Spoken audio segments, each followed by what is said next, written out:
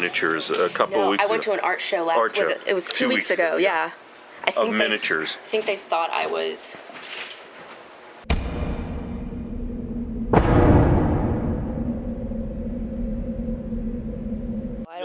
I don't know what I think people think, but it wasn't like miniatures like this. They were commissioned very small paintings.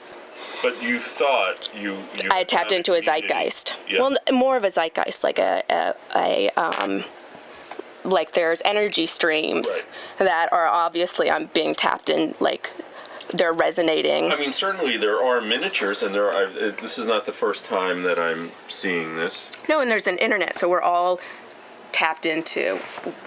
That's like global culture, a singular, like a zeitgeist in the internet. Right. That we're all logged into. Right. Who is this family? Where is this? This is Jezebel. And Jezebel is something, and this is I have a fish. Jezebel is in a transitional state.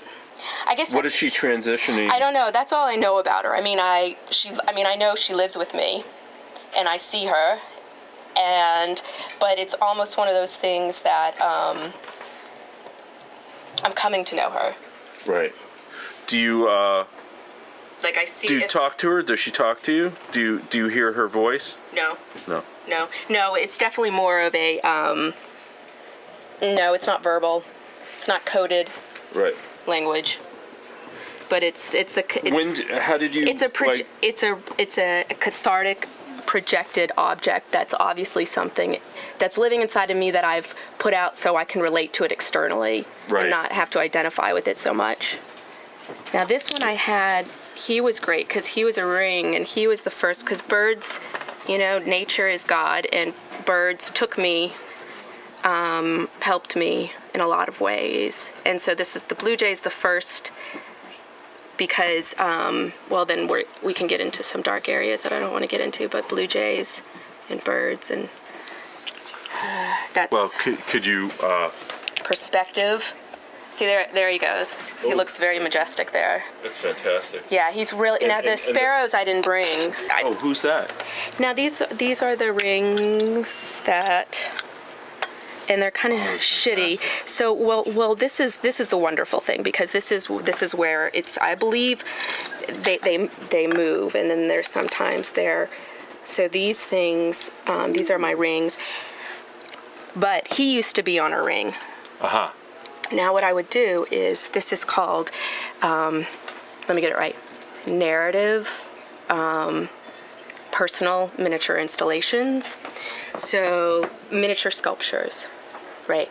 He would be on the ring, so I would have the bird and his eggs, right? And I would tell my story to myself throughout the day. I would put them a lot of times on the same finger, have the blue jay in front of the eggs. Right. Sometimes I would put the blue jay over here, right, facing out. Right. Sometimes here, facing in. Right. Sometimes here close, switch them around, and I was telling myself a story about strength, vulnerability, those things by the position on my hands. Vulnerable, and right. now they're vulnerable in life. They're vulnerable in life, and now they're very fragile and vulnerable on your finger. And yes, and living in New York, in a tough city like New York, you have to where people are bumping into you, and you constantly have to put your hands in your pocket to get a Metro card. And the best thing about the blue jay is that when he was on the ring, I would take both of them with me into New York. Actually, when I was working, this kind of evolved also out of working at the hospital, of wearing these to work. And then so I would also be conscious of. Can you talk about where you worked at all? I mean, not the name, yes, but the position that you well, this is that the you story held. I'm writing. You can show this. Okay, so this is about a psychiatric hospital on whatever, a colony. Hey, look, 6 o'clock. Time to feed the cat. Yeah, 6 o'clock. Well, that's 6 o'clock in the morning. But let's see. Okay, so these are the clients, but can we get a shot of the clients? Or?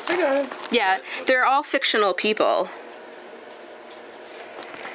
based on now.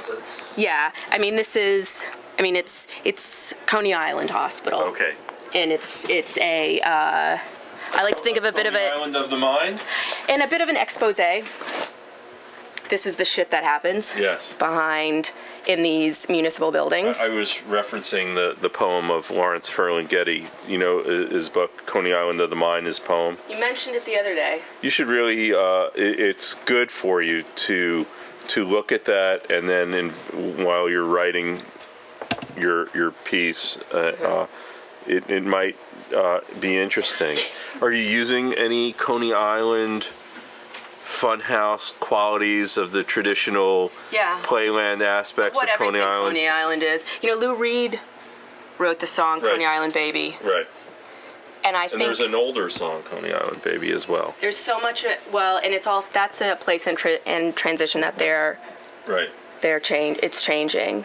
Exactly. And that land there's so much history. Right. There, and then the projects and the psychiatric hospital there, and all the people who made love on that beach. At this moment. It's going down. It's going down. It's still under the boardwalk. I don't know if it's under the boardwalk, but they're like. Yeah, it might not be under the boardwalk anymore. Yeah. It's under 20 degrees out. Cheers. And you guys think they're copulating on the beach. Now, the thing is about her being temporary, I'm currently searching for a home. I'm thinking I'm going to put her on a ring as well and have them two different pieces. So I want her, the bed, right, and the living, and the on another finger, and different furniture pieces to have like different rooms of the house. Will you have create more scenes? Yeah. Will you have a kitchen? There's a girl on there's a gynecological table I'm trying to make miniature. In the kitchen? No, although that's, how I would do it in the kitchen is I would have to put linoleum instead of a carpet floor, do a linoleum tile. I'm going to tell you a great story. I had a gynecological, light with actually it would have helped you tremendously because it was a huge magnifying glass, of course. And trying to get the dentist. Yeah. That's good. But this thing was a big gynecological light, and I had it by the window in the store. Okay. And the sun hit the magnifying glass and started a fire with newspapers in the store. Don't you love? Oh my goodness gracious! Fire! That was very scary. It's like, fire! My voice when I get scared of something, my voice like becomes sort of like on The Simpsons. That the next door neighbor, his voice. Ned Flanders. Ned Flanders. I have Larry. a very Ned Flanders kind of voice that happens when there's something crazy going on like that, like starting a fire, and then can you imagine what the report would be like? What? Fire started with gynecological, examination table and magnifying glass. Right. Starts fire in store. Vintage gynecological table. And of course, destroyed. The tagline is, "Sounds a little fishy to me." Oh my gosh. Well. Wait, you're putting everything away?